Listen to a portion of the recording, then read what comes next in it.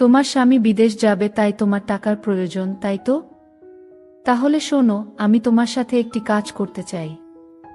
যদি তুমি আমার সাথে এই কাজটি করো, তাহলে আমি তোমাকে টাকা ধার দেব। আমি বললাম, কি কাজ দেবরজি?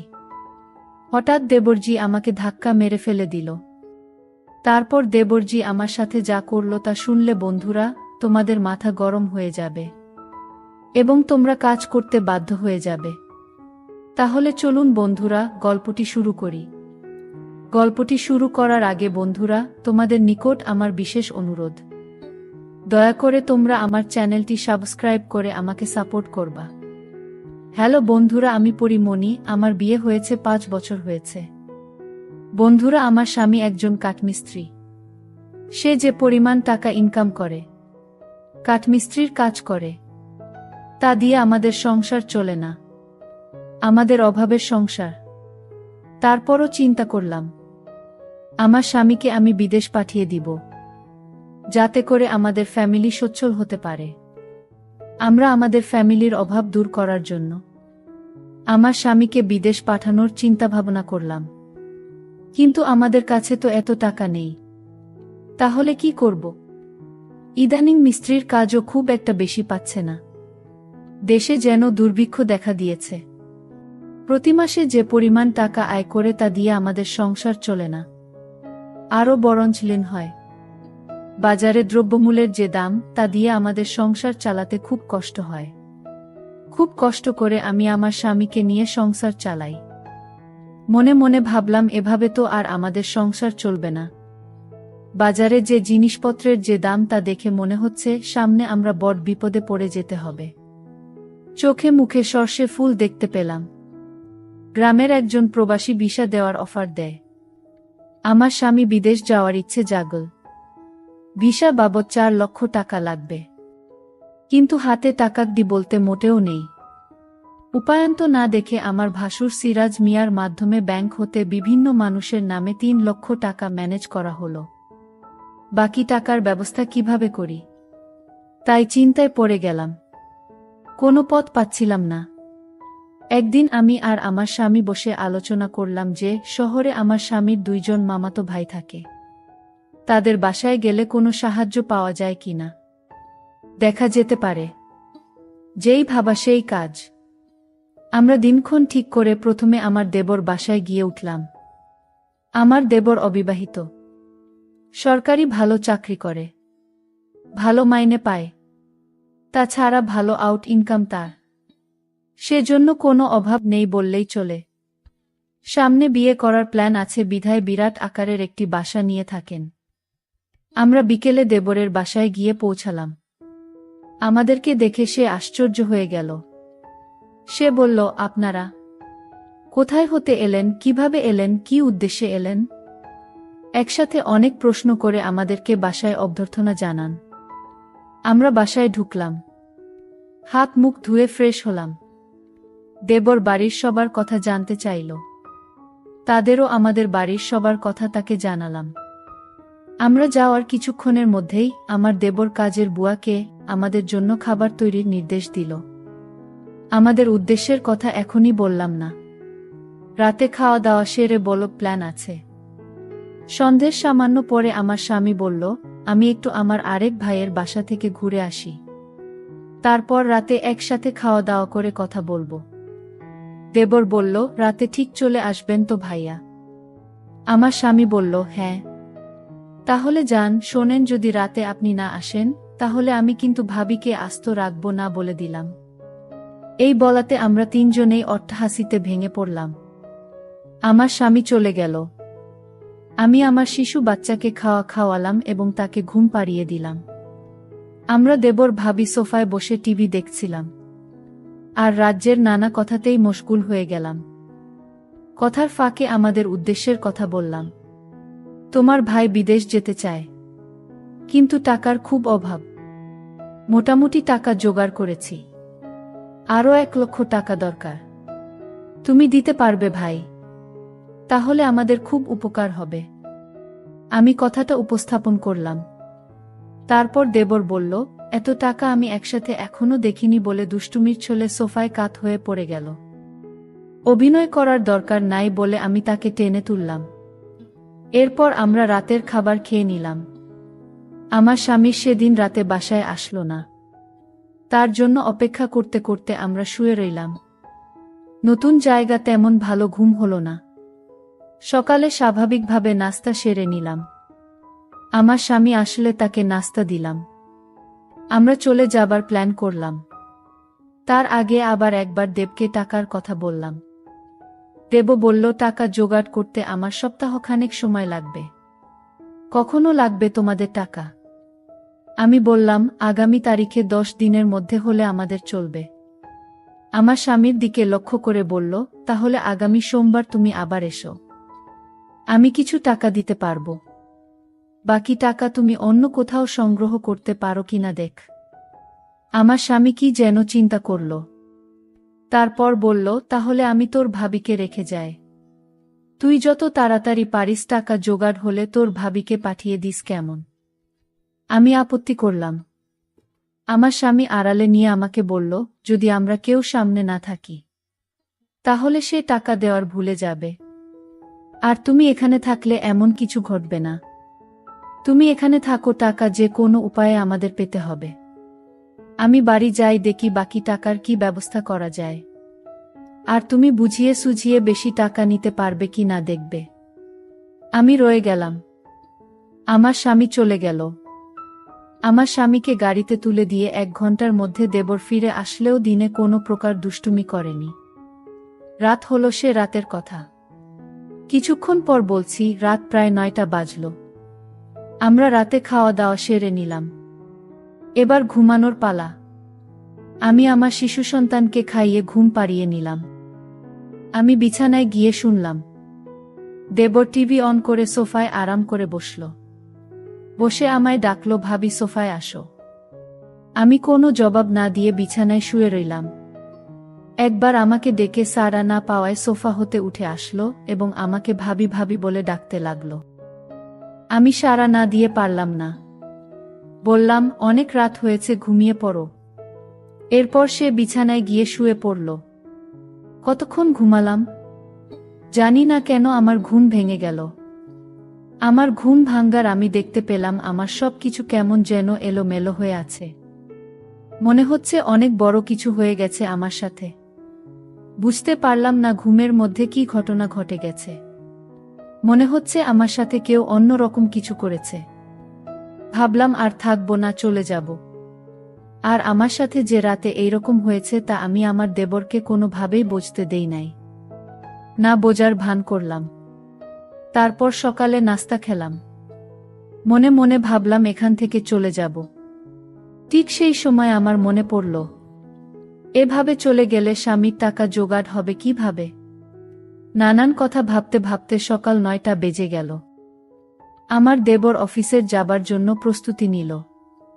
কিছুক্ষণ পর আমার দেবর অফিসে চলে গেল।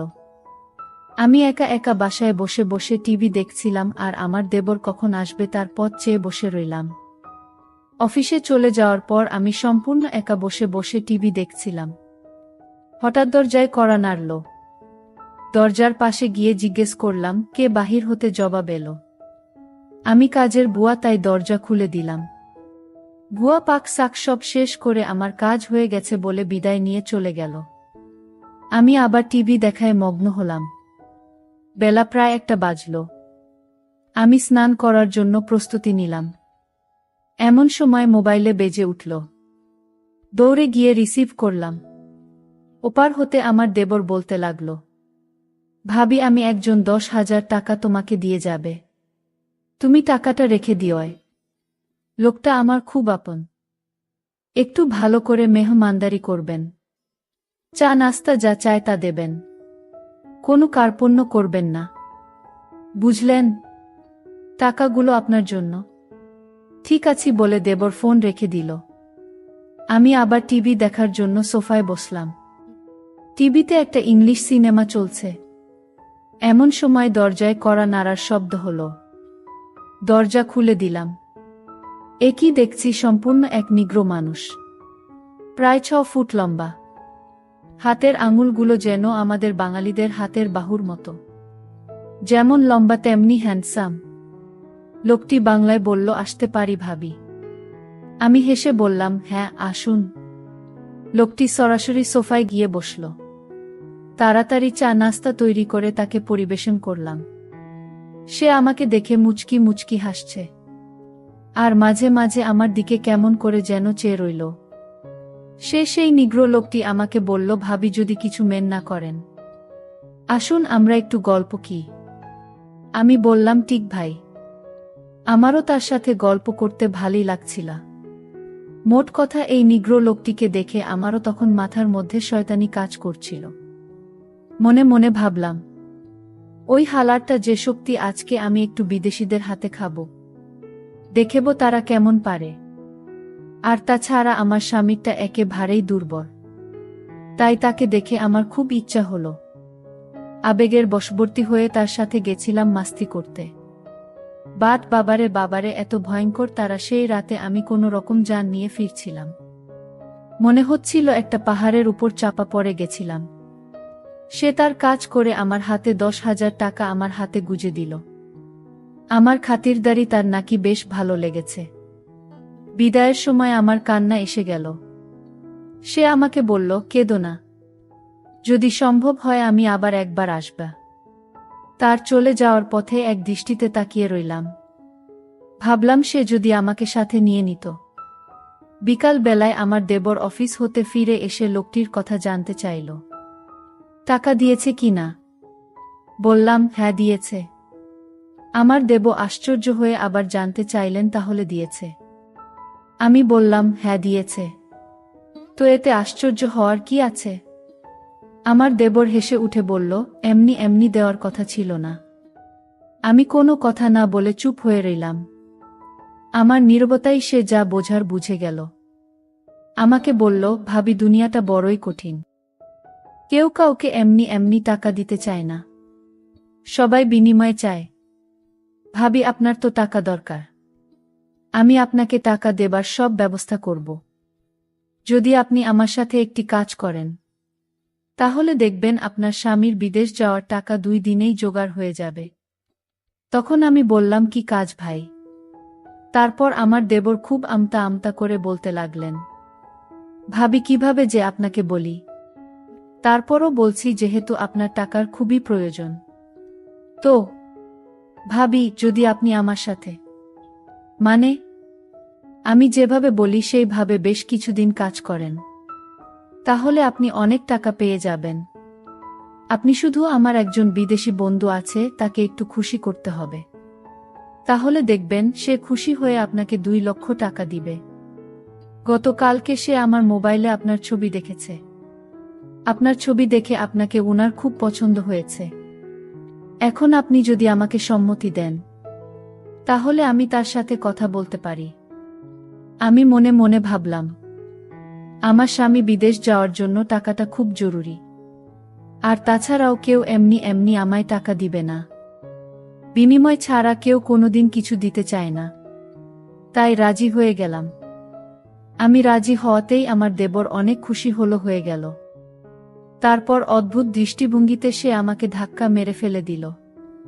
তার ধাক্কায় আমি পড়ে গেলাম। তারপর সে আমাকে কিছু একটা অন্যরকম আচরণ করা শুরু করল। আমিও কিছু বুঝেও না বোঝার ভান করলাম, কারণ আমার টাকাটা প্রয়োজন। আর এই সময়ে তার এই প্রস্তাবটা আমার কাছে খুব ভালো লাগলো। টাকাটা না পেলে হয়তো আমার স্বামী বিদেশ যেতে পারবে না। তাই আমি তার সাথে কাজ করতে বাধ্য হলাম। সারারাত কাজ করার পর সকাল হলো। সকলে সে আর আমি নাস্তা করলাম। তারপর দেবর আমাকে বলল, ভাবি আপনি প্রস্তুতি থাকবেন। আজকে আমি আর আমার বন্ধুকে নিয়ে আসব। বাড়িতে একটা ছোটখাটো পার্টি হবে। আপনি খুব সাজুগুজো হয়ে থাকবেন। আমি বললাম, ঠিক আছে।